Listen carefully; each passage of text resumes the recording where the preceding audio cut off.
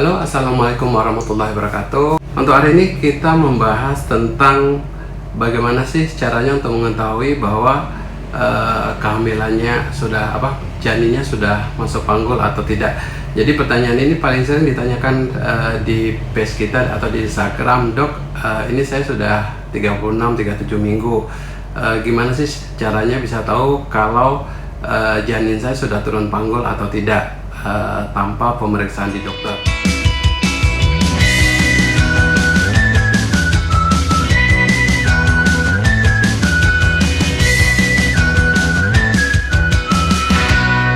Sebelum kita mulai videonya, bagi yang belum menekan tombol subscribe, jangan lupa untuk menekan tombol subscribe dan tanda lonceng di sampingnya, sehingga jika ada informasi-informasi terbaru dari kita, Anda akan segera mendapatkan notifikasi.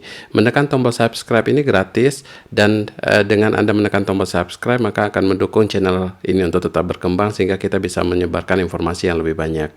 Oke, jangan lupa subscribe. Oke, Mam.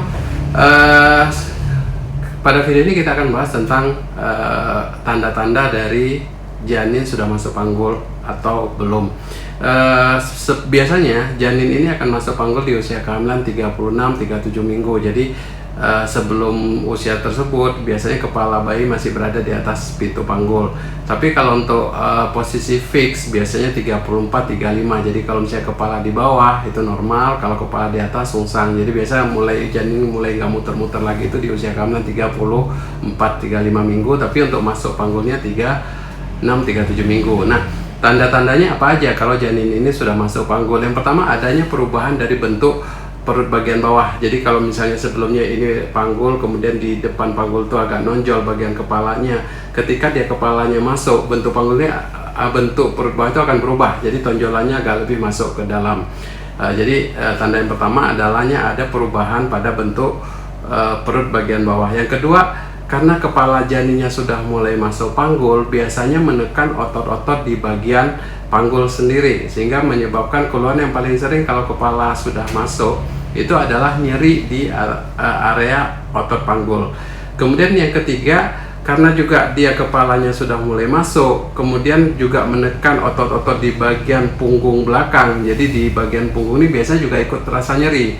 Makanya kalau udah mulai otot panggul di bagian panggulnya mulai nyeri, kemudian otot belakangnya juga mulai nyeri, sama di bagian selangkangan. Jadi yang paling sering keluhannya kalau udah mulai masuk panggul itu keluhan nyeri-nyeri di otot-otot yang saya sebutkan tadi. Kemudian yang ketiga, biasanya si ibu cenderung nafasnya lebih mudah dibandingkan sebelumnya. Kenapa? Karena ketika janin belum masuk panggul itu bagian perut si ibu itu rahimnya itu agak menekan otot diafragma. Jadi ketika dia bernafas, tarik nafas itu otot diafragmanya akan agak terbatas. Ketika rahim turun, sehingga nafas diafragmanya ini lebih mudah. Jadi dibandingkan sebelum masuk panggul dengan sesudah masuk panggul, biasanya nafas ibu lebih mudah pada saat janinnya itu sudah mulai masuk panggul. Kemudian tanda yang keempat, biasanya kalau sudah masuk panggul itu terjadi suatu penekanan di bagian panggul, pembuluh darah di bagian bawah mulai melebar. Biasanya kita dapatkan keluhan wasir. Jadi sering banget kalau udah mulai masuk panggul keluhan wasir ini timbul, dan adanya keputihan. Jadi keputihan juga biasanya meningkat pada kasus-kasus janin sudah mulai masuk panggul atau belum. Kemudian kita tahu bahwa di bagian rongga panggul itu ada rahim, kemudian di depannya ada kandung kemih, di belakangnya ada saluran cerna, rektum.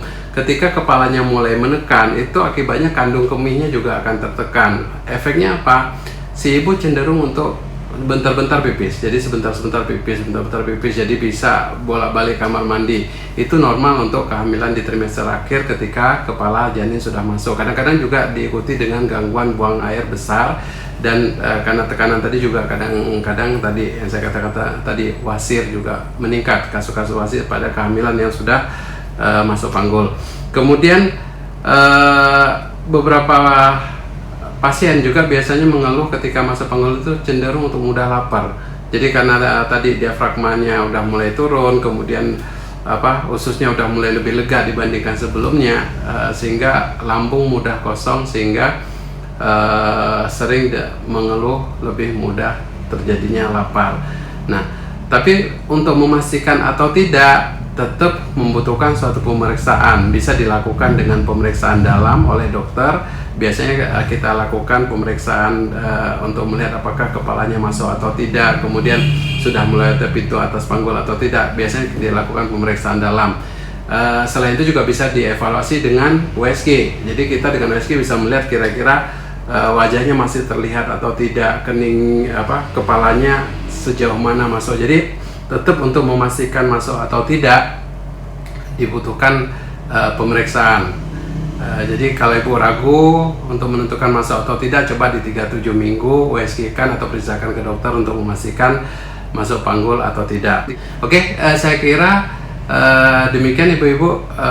Untuk video berikutnya kita akan membahas apa saja yang bisa dilakukan untuk mempercepat turun panggul. Oke Mam, semoga videonya bermanfaat. Jangan lupa untuk tekan tombol subscribe di bawah, tanda lonceng, agar setiap video baru dari kita ibu mendapatkan notifikasi. Oke Mam, jangan lupa subscribe, di share di media sosial ibu-ibu, atau jadi banyak yang bisa mendapatkan informasi dari channel kita ini.